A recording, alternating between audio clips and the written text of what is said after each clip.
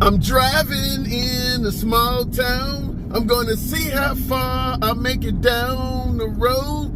I got a bone to pick. I got a gripe to launch with some of you folks in the comment section. What up, folks? Once again, it is your boy Tim with another ride sharing video. Now, make no mistake about it, I don't have any issue with folks criticizing yours truly in the comments.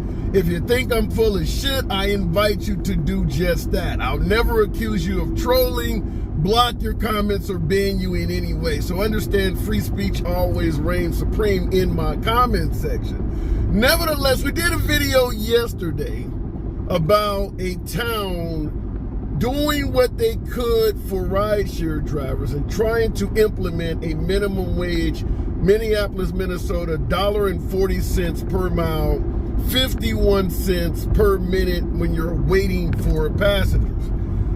A lot of my commentators stood up, spoke out, probably some passengers in my comment section, and stated that that's not necessarily a good thing, because if you raise drivers' salaries, the cost of trips are going to go up significantly, and it may cause people not to ride with Uber or Lyft entirely. Very similar to the minimum wage argument, the argument against raising wages to 15 bucks an hour. If you raise the wages, the price of goods and services are going to go up. Here's my humble counterpoint. In ride sharing, talking about driving for Uber or Lyft, I think it paints exactly why that theory is bullshit. I make it clear in many of my videos. Since I started driving 2014, driving off and on since 2014, nearly 10 years. When I started driving, the salary, or better yet, the fare to drivers was $2.20 per mile. Now it is 72 cents. So unlike in the minimum wage argument where wages went up, wages have went significantly down in this business. And you know what happened to fares that the customers are being charged? They went up a lot. So this is exactly proof that if the companies benefit by not paying their employees, or in this case, the independent contractors, us drivers, if they get the benefit of not having to pay us increased wages, they didn't pass any of that on to the customers.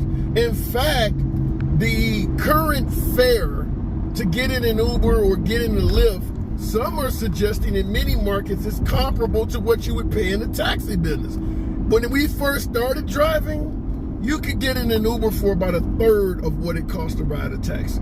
Now, I'm not for certain, so I'm going to invite some of my veteran drivers in the comments. What were fares like when you started driving? In regards to your personal take, how much were you earning per mile when you started driving compared to what you earn now? And a follow-up question, do you know what the fare to the passenger was in your market when you started driving as opposed to what it is now?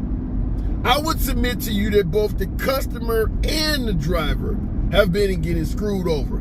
Neither one of us have saw any benefit to what has happened.